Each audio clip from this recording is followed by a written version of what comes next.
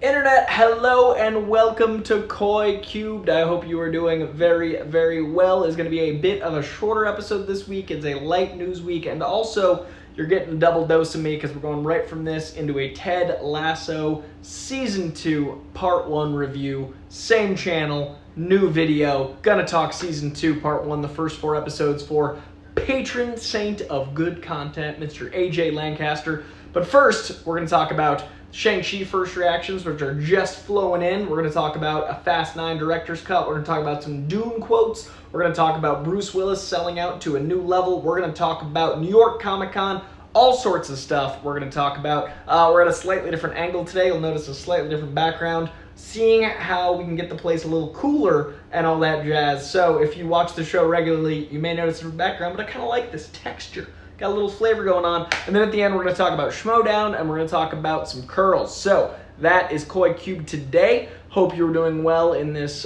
fine end of October. We are 4 months, September, October, November, December, from 2022, which is just crazy talk. I won't accept it, but here we are. These are just facts. I hope you're well. Let's talk Shang-Chi. All right, now Shang-Chi, the embargo is still up. The embargo has not dropped. There is still a no discussing the film embargo. Now, social media embargoes are different than review embargoes. So I cannot personally talk about the film until the embargo drops, but I can read some of the things other folks have said and kind of do a gathering of the overall thoughts behind the film. The embargo is, I believe, well, I know, it's next week. So next week you will be seeing me all over the internet. I'm planning on popping on a number of shows to talk about Shang-Chi, but I can't talk about it just yet, except for sneezing about it. Snuck up on me, except for first reactions. So I'm going to give you guys some first reactions to Shang-Chi, including a guy you may know and trust if you're watching this very channel. He may have said some things as well. We're going to kick it off with Drew Taylor saying Shang-Chi is an absolute triumph, unexpectedly spiritual and emotionally complex with some of the very best action in the MCU. Simu Liu is your new favorite Avenger, and the movie's myriad of influences, everything from Jackie Chan to Hayao Miyazaki, pay off big time. Astounding. I definitely, if I knew anything about it, would agree with those words. Those words all sound very, very true. I don't know this gentleman, but he seems wise. This is Drew Taylor. Shang-Chi, this is Scott Menzel saying Shang-Chi and the Legend of the Ten Rings earned the title of the best superhero film of 2021 so far. The action scenes are simply spectacular, especially the train and skyscraper scene. Best martial arts I've seen in a long time. Simu and Awkwafina are terrific. Very high praise coming from Mr. Scott Menzel. Wendy Lee Zaney from Collider, well, back in the day, Collider, has the following to say. Shang-Chi and the Legend of the Ten Rings is phenomenal. Get hyped. Even every fight sequence and action sequence is better than the last. Simu fully embraces the Marvel superhero role. Amazing imagery, killer soundtrack. You'll want to see this on the big screen. Hashtag Shang-Chi. I agree with all of those things. And then there is a couple more. Perry Nemiroff, also over from Collider, sang its praises. Loved the action especially. Was very impressed with those things. And just in case you don't follow this Coy-Jandreau guy on Twitter, if you're watching this channel, you might like his perspective. He had the following to say about Shang-Chi. His first non-spoiler reaction was hashtag Shang-Chi might just be the best solo MCU origin since Phase 1. It does the impossible, building a brand new tapestry of a world, playing with action in fantastical new ways, the best use of Z-axis he's seen in years, and most importantly, endears us to a whole new gamut of characters. He loved it, going on to say the balance of tone is also astounding. Deep, ponderous themes interwoven with some of Marvel's all-time best action and tons of levity and pop culture to keep the pace at a feverish clip while never feeling rushed. I can't get over what they accomplished. Give me a Shang-Chi franchise. And his final tweet was, this may be Marvel's most visually complex and stunning film to date. The fight choreography deftly navigates us through consistently staggering. Bill Pope, cinematographer of The Matrix. Cinematography, I want to frame so many frames, and yes, there are post-credit scenes. So, this guy really seemed to love it. He's very excited to talk about it in a week. And I really hope that you listen to him when he says to go see it in theaters, that it's quite exceptional. I cannot talk any more about the movie, but I can talk about the premiere itself. So those are the first reactions from just a smattering of folks that recommend you do see Shang-Chi big, loud, and as soon as possible, obviously, safely. Look at how numbers are in your area, look at the restrictions, and look at the masking and the vaccination, all those things in your neighborhood. That's gonna, inform a lot of decisions, hopefully. That being said, the actual premiere itself, I can speak to saying that it was so well run. Disney and Marvel really made us feel safe. I actually was able to get tested right before the event, like actually at the event, 15-minute turnaround test, and still wore 2 masks, basically anywhere indoors. So on the carpet, in the photos, you don't need to wear the mask because you're outside, and we were just tested. So no one there had COVID actively, and they were wearing masks indoors. So outdoors, safely, mask-free for the photos. Inside, wearing a mask the whole time, and they really were on that. They had night vision goggles to make sure people kept their masks on. They also did testing right away. They checked vaccination cards. I was really, really, really impressed with the actual event, and it felt like a red carpet again. Got to talk to Kevin Feige, who I always love talking to. I hadn't seen Kevin since Comic-Con 2019, so it was really cool to catch up with him. Hopefully some things in the works there. He is so proud of this film with good reason. The hat is always good to see the new hat, what's transitioning in, and in this case, it is Shang-Chi. Got to talk briefly with a few of the folks in the cast. Got to see a lot of friends. I was so overjoyed to just pop into fellow, reviewers and hosts and people I know on the carpet. I saw like 30 friends. It was really cool. Made some new friends. Really had a great time. Met a lot of really fascinating people. It was a really, really good experience. So I really recommend, if you feel safe to, this movie is made for the theater. I can't really talk about the movie itself, but I can say visually you want these frames to be as big as you can possibly find. I'm so excited to see it again in IMAX. I'm going to see it the day I can in IMAX. I saw Black Widow 3 times, but I didn't go day 1. I went opening weekend. I'm literally going day 1 to see this in IMAX as soon as possible.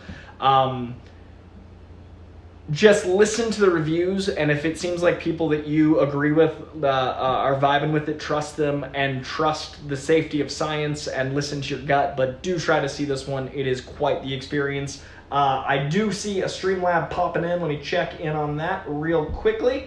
We've got a Streamlab from Will the Thrill. Thanks for all the Shang-Chi hype on Twitter, and enjoyed seeing you and Perry and Dorian together. It was so great to see Dorian. I've seen Perry like a couple times since she got back from New York, but I hadn't seen Dorian in 2 years. I hadn't seen Dorian in a really long time. I think since December. I think the last time I saw Dorian was going to see Star Wars. I saw Dorian for Star Wars Episode 9, and I haven't seen him since. So it was amazing to see Dorian parked. And then Perry and I went to the premiere together, so obviously was hanging out with Perry. So the trifecta, it felt amazing. And really great on the carpet. Saw the Real Rejects. Saw my boy Straw Hat Goofy, who I'm going to be doing some collaborations with. Check out, I got a TikTok now. Check out my TikTok. I just did a TikTok collab with Straw Hat Goofy. Ran into a lot of really, really incredible people, and saw some publicist friends I haven't seen in forever. And again, talking to Kevin Feige is always fascinating because the man knows the next 10 years of something that means a lot to me. So his insight is incredible. Also, the guy loves comic books, and the guy loves this world as much as you love going to this world. He loves making this world. So seeing him like beaming with pride is always really magical for me. To just know that the people driving this crazy ship are as invested as the people riding this crazy ship. So it was really, really cool, and Perry and I had a great time. It was great to see Dorian. It was really special. My friend Erica Ishii ran the actual floor, like the floor, it's not a con, ran the carpet. My friend Erica was running the whole thing, so we got to see my friend Erica as well. It was a really surreal 5 hours. It was a lot. It was from like, I got there at 5:15 and I got home at midnight. So 7 hours minus a 2-hour movie. It was like a 5-hour experience, and I felt safe. I felt like they really took care of safety precautions, and it is hopefully the new future where we can have events, we can be cautious, we can be careful. It takes a lot longer. but it is possible, and people just need to keep getting vaccinated so we can get back to the more normal, the better, as quickly as possible, and that's where we are right now. So I do recommend checking out all those first reactions from whoever your favorite reviewers are. Next week, those reviewers will be able to talk about all of those things, and they will basically be able to do longer reviews, and you might see me on some channels doing full-on reviews talking about a movie that I loved very, very much. Mr. Lavelle M in the chat, where did you get your outfit for the Shang-Chi premiere? So I didn't know what to wear, because I wear suits a lot to red carpets, and I've worn a lot of my suits lately, so I was like, I want to go in a way that feels like it's Shang-Chi, but also like me. All those clothes I already had, but when you put them together, it is basically Shang-Chi's superhero suit. Like, I wanted to do the red jacket, black pants, white cap, shoes, Jordans that he wears, and those are basically like, I had those things, but when I put them together, Shang-Chi. So the jacket's from Zara, the shirt's from Express, the pants are, I don't remember, and the shoes are Bull Boxer shoes. So the whole fit was mine, but I assembled it into Shang-Chi. I hope that answers your question. Let me see if there's any other questions that I can answer in the chat. What up, Remy's Art? We got Scott Welsh, we got Lavelle, we got a lot of the OGs. We got Curtis Mason, the great Curtis Mason. Man, this guy is spectacular. He sent me a birthday present I'm picking up from my P.O. Box in a couple days. Curtis Mason is just fantastic people, and I appreciate him very, very much. I'm very appreciative of the early birthday present. It's my birthday next month, and Curtis Mason jumped on that, and I'm going to do an unboxing of the birthday present I'm very excited about. John Campia says Shang-Chi is his favorite superhero movie since Logan. All right, all right. What an interesting thing to say. Let's see. These first reactions have me hyped. I was worried the martial arts wouldn't live up to my expectations because of the trailers. I would say try to stop watching the trailers. If I was someone that had seen it, perhaps avoid trailers and go in not having seen any of the third act. Maybe. I just want to see those rings in action. I cannot wait for Shang-Chi. Nothing I love more than more than great martial arts choreography.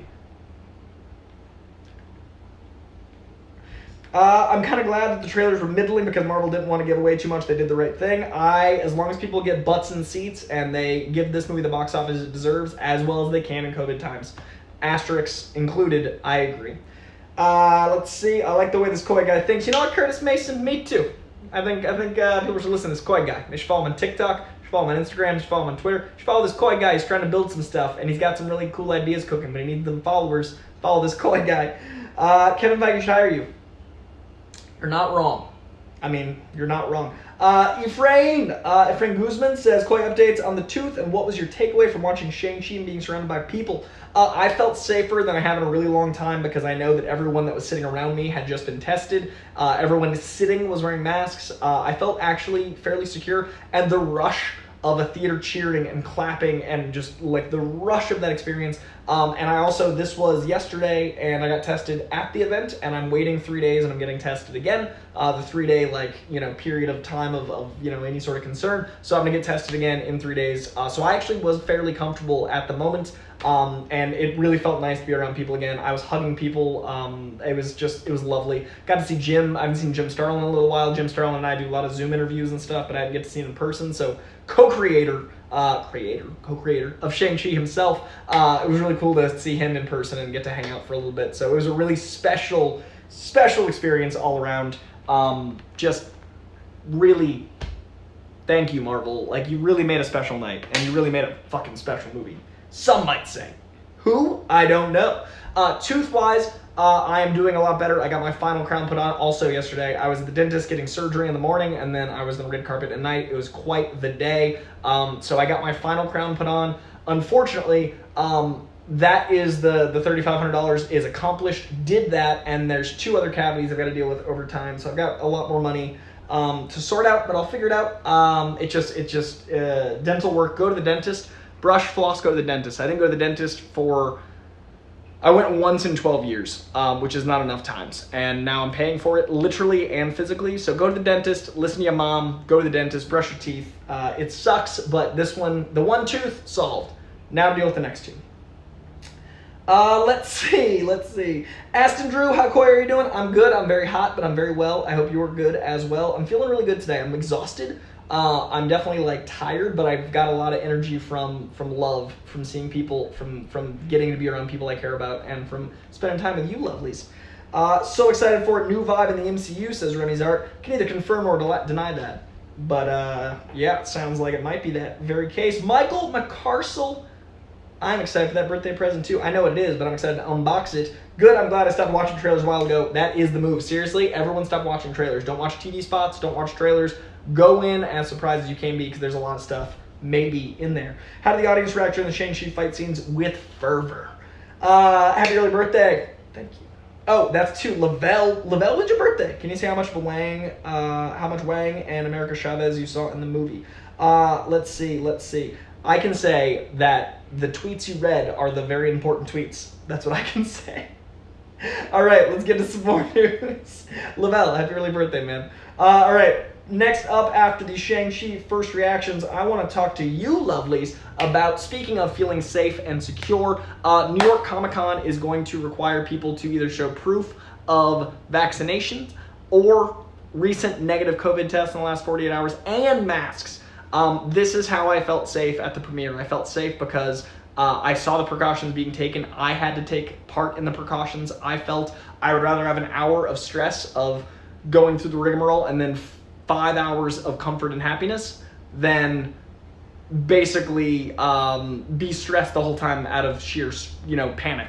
So it was a really, really, really worth it experience. I think that's going to be the way to do things going forward, and New York Comic-Con is in fact going to be doing the same. So if you're planning to go to New York Comic-Con, if you guys want to hang out in New York in October, then get vaxxed, wear a mask, show your negative COVID test, and then the world's your oyster. So that is going to be happening at New York Comic-Con October 7th through 9th.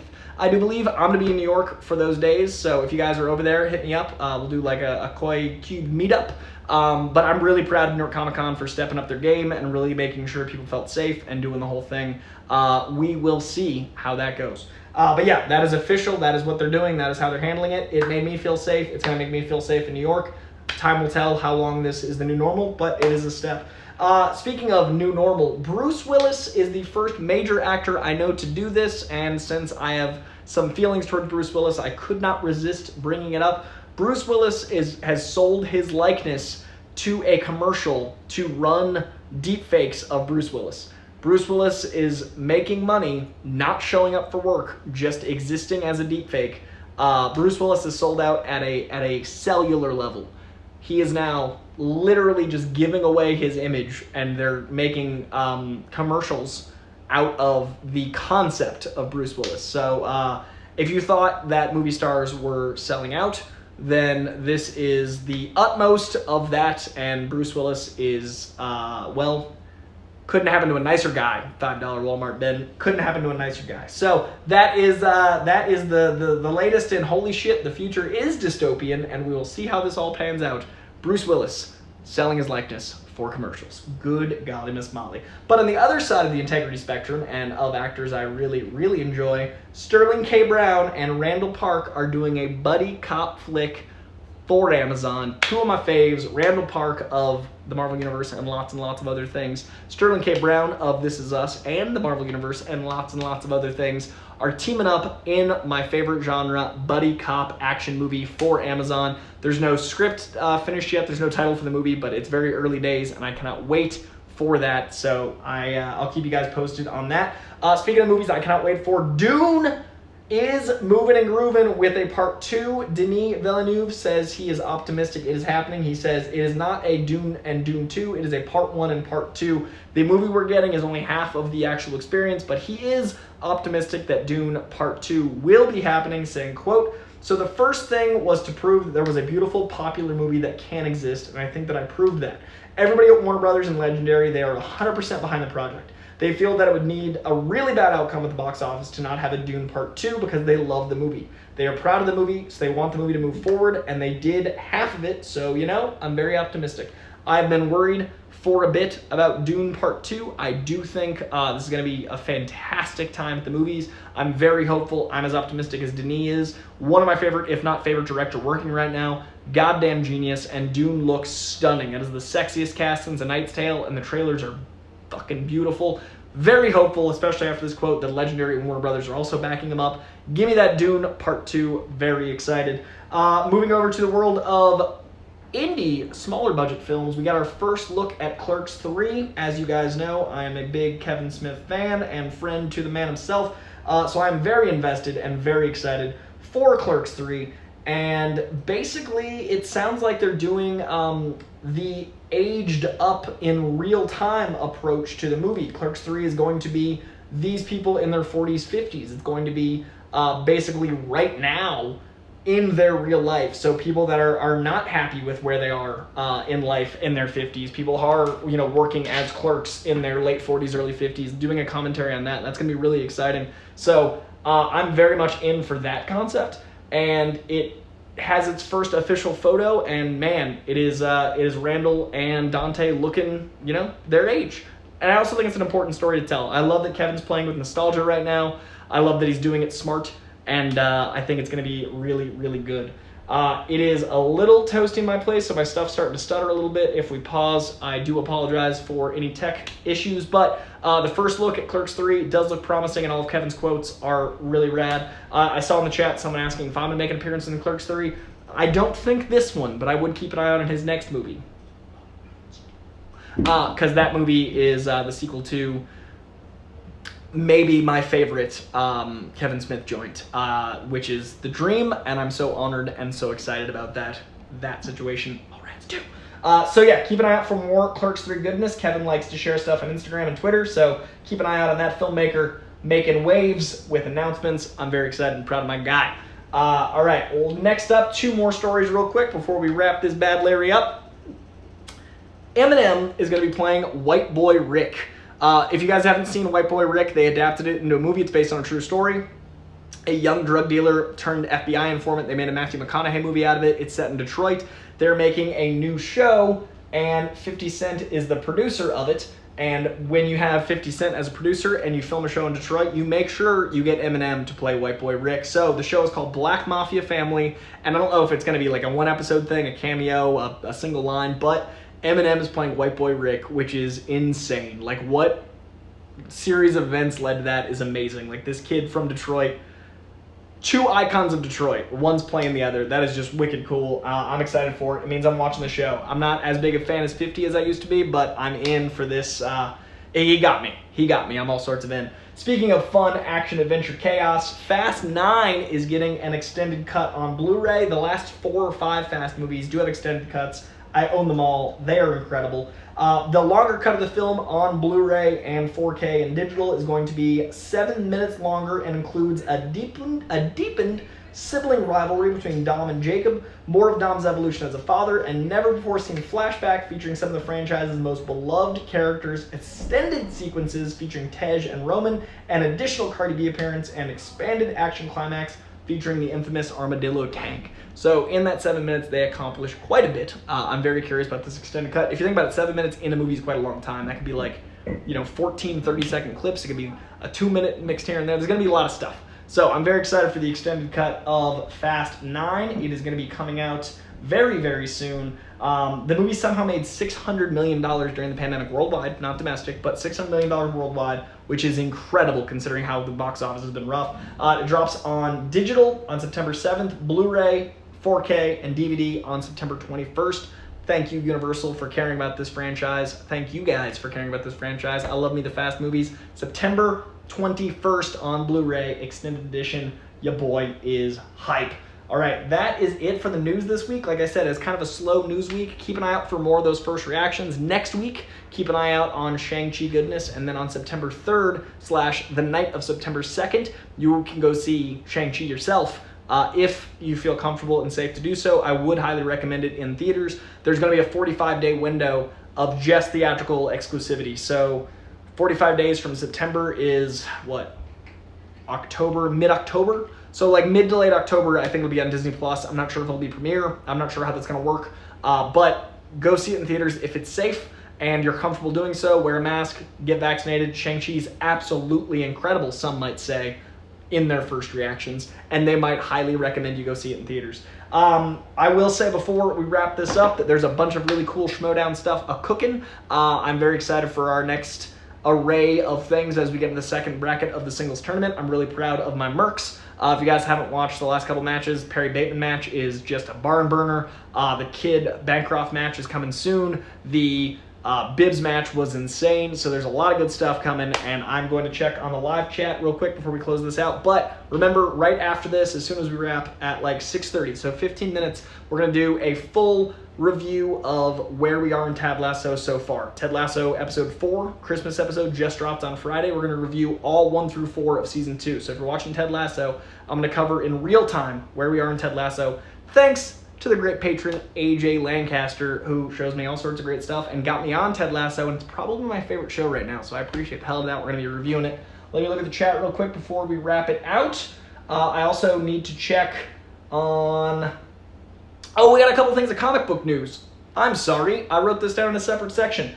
There's going to be a big, at the end of the month, August 31st, Marvel birthday celebration, and they're going to be announcing a lot of new creative teams. As you guys know, Donny Cates is leaving the Incredible Venom run. He did just leave the Incredible Venom run, so there's a new Venom team. There's going to be a new Hulk team, including Donny Cates. There's going to be a lot of new stuff, and there's going to be a pause on the Daredevil run, the Chip Zdarsky run, which I love so much. So they're doing a big birthday announcement on August 31st of lots of stuff for the publisher's birthday. So the end of the month is Marvel's birthday, and they're using that to make a lot of big announcements. So eyes peeled, August 31st at Marvel Comics. Also, the head writer of the Hoxpox stuff, House of X and Powers of 10, Jonathan Hickman, is leaving the X-Men. He had planned a part 1, 2, and 3, basically, for his X-Men run, and they like where they are with part 1, so they're kind of sticking with it. He said to Entertainment Weekly, quote, "Oh, plans have changed entirely. When I pitched the X-Men story I wanted to do, I pitched a very big, very broad 3-act, 3-event narrative, the first of which was House of X. And while this loosely worked as a 3-year plan, I told Marvel up front that I honestly had no idea how long the first part would last, because there were a lot of interesting ideas that I seeded that other characters and creators would want to play with, and so we left this rather open-ended. I was also pretty clear with all the writers that came into the office what the initial 3-act plan was, so no one would be surprised when it was time for the line to pivot." He continues, "However, I also knew that I was cooking with dynamite, and it was very possible that I had written in House of X and the ideas contained within was not actually the first act of a 3-act story, but something that resonated more deeply and worked more like giant-size X-Men, where it would represent a paradigm shift in the entire X-Men line for a prolonged period of time.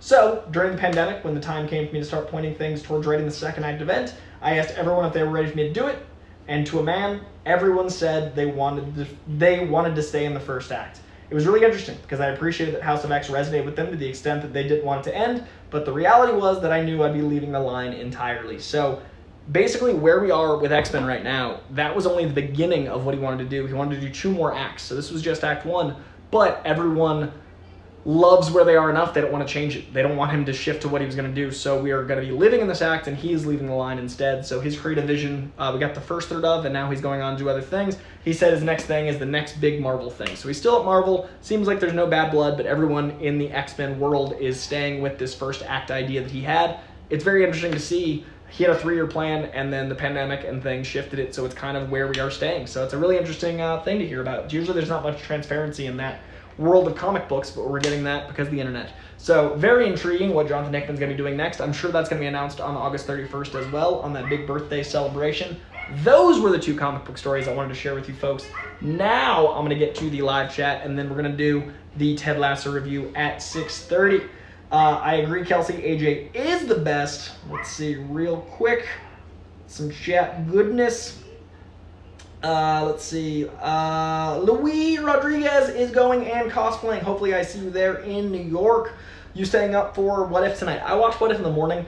I am trying to get up as a morning person, and this week I'm actually going to be trying to do some stuff with the Real Rejects, which requires me to be up wicked early, so I'm going to go to bed wicked early and get up and watch What If in the morning. And then at 10 a.m. tomorrow, I'll be doing my weekly water cooler conversation at 10 a.m. on Instagram, breaking down the episode, which is T'Challa as Star-Lord tomorrow, 10 a.m. Comic references, Easter eggs, MCU growth, all that goodness on my Instagram. Check it out. Also, subscribe to the late comic Coy-Jandreau if you want to see it with graphics, all edited up, all pretty like tomorrow, What If, episode 2. Let's see. Comic Works to Jimmy. The only reason I'm okay with NYCC doing that is because they are a private company. I will not get into politics of private companies. I think it is the only way to be safe in the world, and safety is more important than people's pride and their idea of freedom, which is usually misguided compared to the safety of others. Michael Carsell, the Anime Con I was able to go to last month, had pretty solid COVID precautions, especially considering it's in Louisiana. That makes me really happy to hear. Glad you're doing safe. Glad they're being smart. I appreciate it very, very much. Comic Works Jimmy, Sterling K. Brown can do anything and I'll watch it. I want him to be Jon Stewart. I would love him to be Jon Stewart. He's my Professor Xavier, but I would also love him to be Jon Stewart. I would like either of those very much. Lavelle didn't know what Dune was. Man. You'll learn and you'll love it. Anthony, Christian Bale, the actor, says there will be so much better films and so much more interesting stories if white dudes weren't running Hollywood. I don't know what you're referencing, but I'm sure. Brian Nussbaum, will Coy make an appearance in Clerk 3? We talked about that. AJ, sub Coy, trying to chill with you on the drive home from work. Drive safe. We'll see you soon for Ted Lasso Season 2, Part 1. Randall does still work at the video store. I watched the documentary, but not the movie. White Boy Rick, yeah, it's pretty crazy. So the hood version of Fast and Furious, yeah, pretty much. Let's see, because of course Eminem is, I agree, Michael Carsell. Can't get through Fast and Furious franchise. Give it another try. There are only 2 Fast movies that I don't care for, says Will the Thrill. Will the Thrill and I are closer on the same page. That new Eminem role sounds dope. I thought he did a good job acting in 8 Mile. I agree. I'm a big fan of him in 8 Mile, and I'm a big fan of him as an actor as well as a rapper. He is very talented, and Lavelle says, damn, Coy can talk fast. You're goddamn right. I just did a whole show in 31 minutes because I can talk fast. I appreciate all of you very, very, very, very, very much. I'm going to wrap this out. Before I do, Comic Quirks Jimmy says, Sterling K. Brown's for SRX be cool, but I was actually hoping for Jeffrey Wright. I see Jeffrey Wright as, I see him, I like The Watcher and Commissioner Gordon Moore, his vibe, for me anyway. His body type just doesn't read as, like, he's not angular enough for me. Professor X always felt like a bullet, like very, like, accidentally malicious. All right, that is going to do it, folks. I will see you at 6:30 in 10 minutes. We're going to do Ted Lasso Season 2, Part 1 for AJ Lancaster. Tune in next week for perhaps a Shang-Chi review, and tune in on tomorrow for the What If Episode 2 breakdown of Easter eggs, references, all that jazz, 10 a.m. on my Instagram. Follow me on TikTok, follow me on Twitter, follow me on Instagram. I'm going to be making a lot of cool stuff. Some announcements coming up very soon. We will see you very soon. I appreciate each and every one of you. So much love. Stay safe. Stay sane. Much love. I'll see you for Ted Lasso Season 2, Part 1, 10 minutes. Kisses.